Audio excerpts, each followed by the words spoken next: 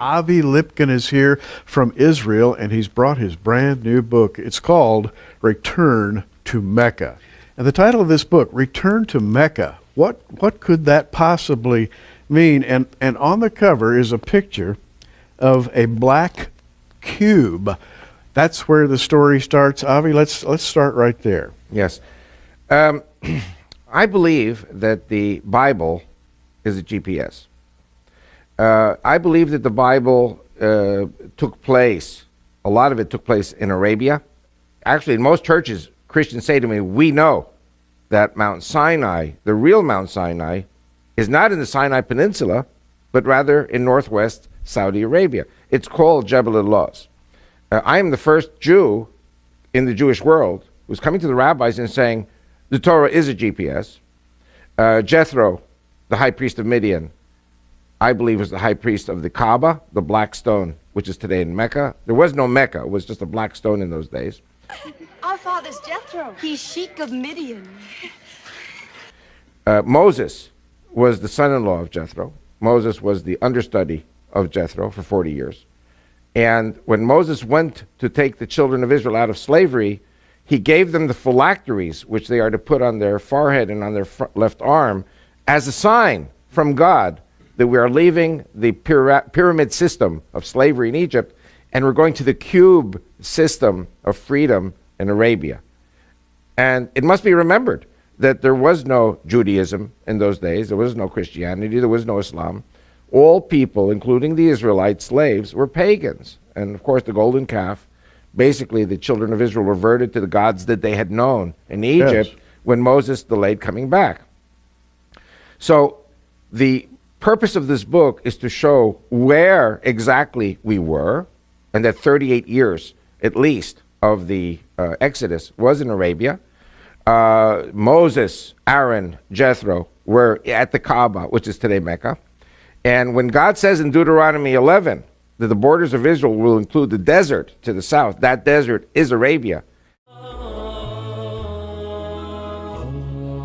Jethro was a cousin, because Jethro's descended from Midian.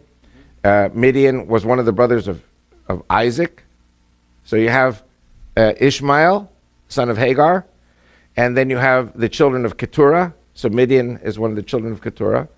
And from Midian you go down to the next generation, which is Reuel or Raguel. And one of the names of Jethro in the Bible is Reuel. So he was probably, in the Middle East, many times people are named after grandfathers and great-grandfathers. You have come far. From Egypt. Across the desert, on foot. He who has no name surely guided your steps. No name? You Bedouins know the God of Abraham? Abraham is the father of many nations. We are the children of Ishmael, his firstborn. We are the obedient of God. I will dwell in this land. So Moses, when he had to flee Egypt after he killed the taskmaster who was beating the Jewish slave, the Israelite slave, he knew where he was going. He knew the geography. He was almost Pharaoh, so he had to know the geography. So he took the Israelites through the desert to what is today Nuweiba, on the eastern shore of the Red Sea of Sinai. That is where they crossed. And by the way, there's no archaeological proof at all of an exodus in the Sinai Peninsula.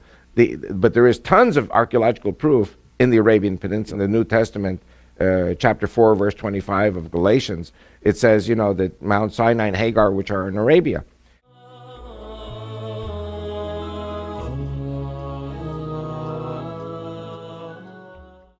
Josephus speaks very clearly that Sinai, the Ishmaelites are there, the troglodytes are there, the children of Keturah are there, the children of Esau are there.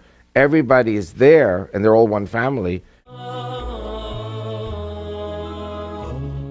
And talk about the linkage between the Jews who wear phylacteries and this pilgrimage to Mecca.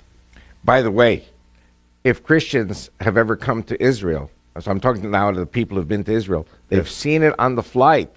Yes. Because when people are still snoozing, and the sun comes up as the plane is approaching Israel, you see the Orthodox Jewish men go to the back of the plane and they pray, and they put on the phylacteries.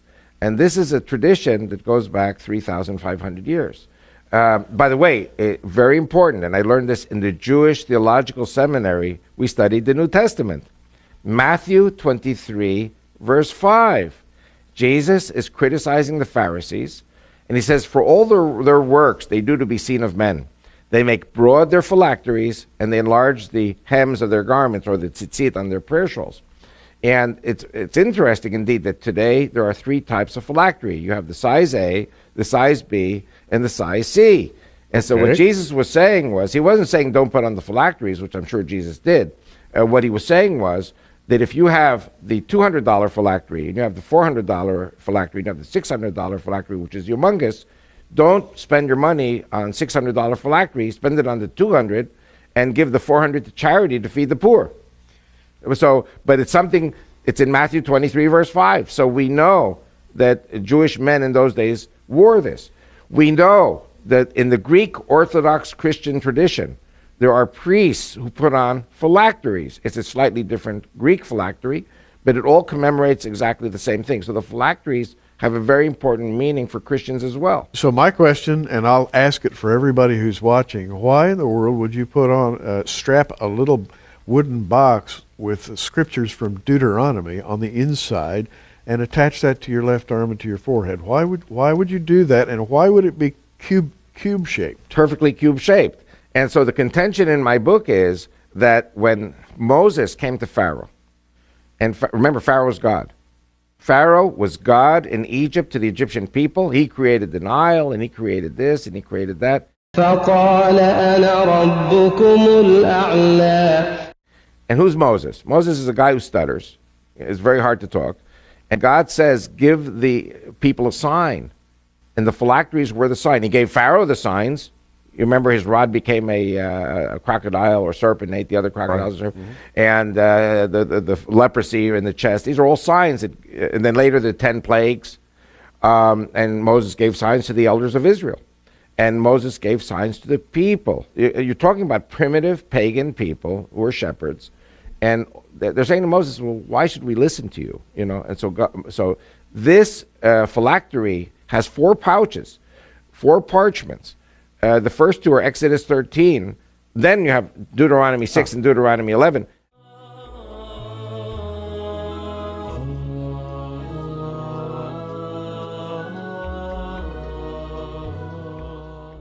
Exodus 13, we are still in Egypt. We are still in slavery. We're about to flee, but Exodus 13 talks about the, sign on thy arm and frontlets between thine eyes. And, I know young people won't know the word that I'm going to say now, but there's a word that older people like you and I remember, which is, gyroscope. A gyroscope takes us directly in the direction we have to go. And Moses is leading the children of Israel out of the pyramid triangular system to the cubic square system of freedom in the desert. And again, Moses says to Pharaoh, let my people go so that they may circle me in the desert. The other 5 times, let my people go so that they may serve the Lord in the desert. But the first one is they should go around in circles. Now, Hajj is a pilgrim to Mecca.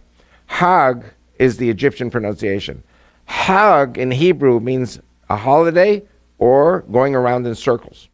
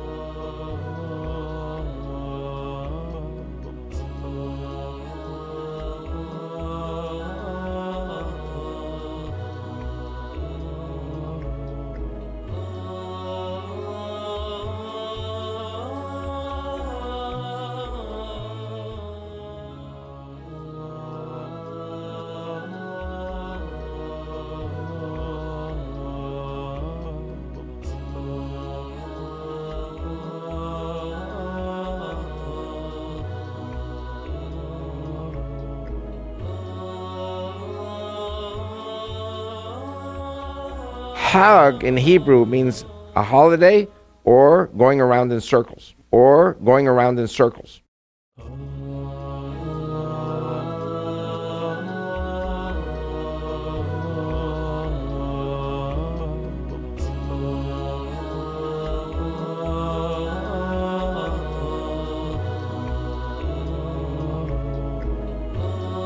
Or going around in circles, or going around in circles.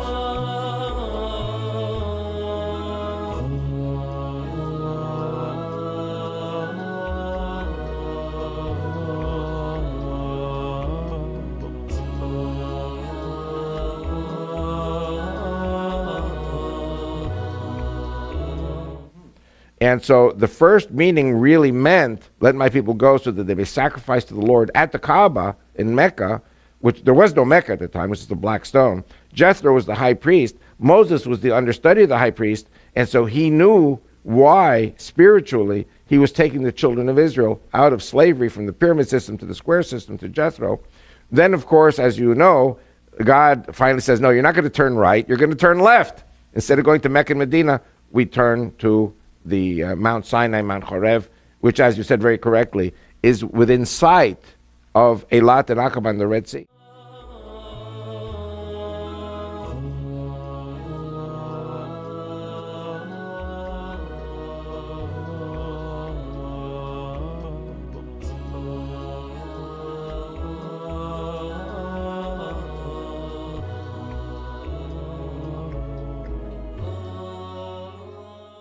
And by the way, my people, forgive me for being arrogant, are the Jews and the Christians together. Now, my contention through my book is, if we Judeo-Christians get Mecca and Medina, then we capture the flag, and it is the termination of Allah, who I say is Satan, and sending the devil to the pits of hell for 1,000 years.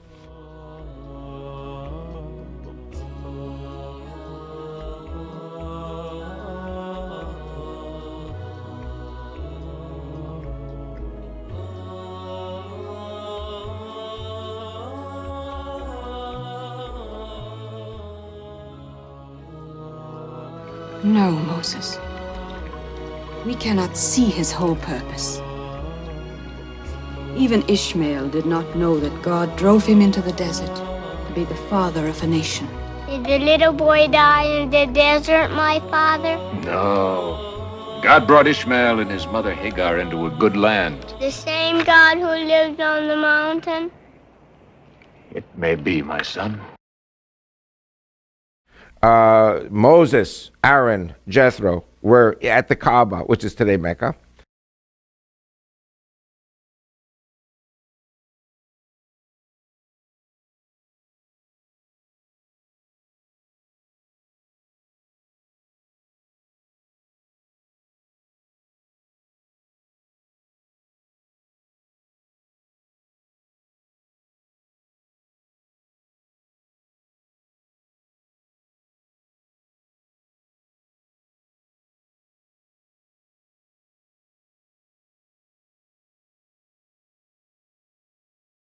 This is it for today's video. As I said, the Islamophobes usually make the best dawis. They make the best promoters of Islam indirectly. This man here, no matter what he thinks of Islam, made fantastic points and demonstrated quite clearly how all of those religions are connected, first and foremost. However, how Islam is holding the oldest traditions to this very day. You cannot say that about Judaism or Christianity. What was the most intriguing aspect for me personally is, of course, the cube symbolism and the coming out of the pyramid system, leaving behind the slavery and embracing God. Especially reflecting upon my own past spiritual experiences, I have to come to the conclusion that yes, there is an unseen realm of mathematics, geometry, sound, and other fabrics that are totally beyond our comprehension. However, to manifest that unseen into this real world, we use symbolism. And this is why, especially within the occult, you see a wide array of different symbolism that tries to establish certain dark powers here in the physical. But the same has to apply, of course, for the forces of good, for the forces of God. And it truly appears that the cube is the clearest symbol of God here in this world. What did we get from that video? I mean, honestly, one of the coolest things I learned from that video, I like that guy's comparison between the pyramid system of slavery and the freedom system of the cube. I thought that was like a really deep, mind-blowing connection there. It makes sense geometrically and in every way. It makes sense. And then you look on the dollar, you look on the United States dollar, and we got the pyramid. It makes sense, right? That probably wasn't on the dollar until the Federal Reserve, and maybe, who knows? That's just a complete guess. I could be completely wrong. But yeah, I mean, it's just really interesting. That guy's interesting. Why? I mean, he thinks that Moses did pilgrimage to Mecca and sees the connection between this Hebrew word Hag and Arabic word Hajj, yet he believes that Allah is actually Satan. I don't know. I don't know how he gets there. That's why I said it would be interesting, to have a conversation with him and see kind of where the disconnect is and what he thinks and what he sees. But other than that, I found that to be pretty interesting, especially just coming back from doing Umrah myself. And so, yeah, hopefully you all enjoyed that video, and hopefully you learned something new and became closer to Allah. And inshallah, we will see you in the next one. May Allah bless you generously for watching, and we'll see you soon, inshallah. Masalama. Right, guys, that was a very informative video we just watched right here. It had a lot of information as far as Moses is concerned, as far as the Old Testament is concerned, as far as the Torah is concerned, and a tiny bit of some Islamic knowledge as well was ingrained in this video. So I hope you guys enjoyed it. But some of the things he spoke about, I read from this book. This is a book that I recently have bought and been reading it, and some of the information that he spoke about, particularly concerning Christianity and Judaism, it is contained in this book. Some of the things he spoke about, I read them in this book. It's a very powerful book. It's by Perry Stone, and the name of the book is Purging Your House, Pruning Your Family Tree. It's a powerful book that speaks about Judaism as well as Christianity. This book had some of the things he spoke about. So if you are a reader, you like reading books, I think you should get your hands on this book. You can get it online as well with a soft copy. So I really recommend you to get this book. That was a powerful video reaction though. Drop it in the comments as far as how you feel about today's video. Like the video before we leave, and we meet again on the next reaction video. Much love. Peace. Wow, wonderful video, guys, about Moses and about everything about the Jews, the Pharaoh, everything about them. Like, this is my first time reacting to a video like this, and I'm so happy about it. Like, at least I was able to like educate myself today. The video was able to educate me today on how Moses and the Jews, the Pharaoh, all of them were able to live to the promised land. So guys, please comment below on more of all these wonderful videos. Alright guys, but this is it for today's video. If you liked it, leave the thumbs up. If you haven't subscribed already, guys, please do so. And if you want to support this channel, all the links are in the description box below. Thank you so much for your ongoing support, guys. As always, may God bless you all. Much love and peace.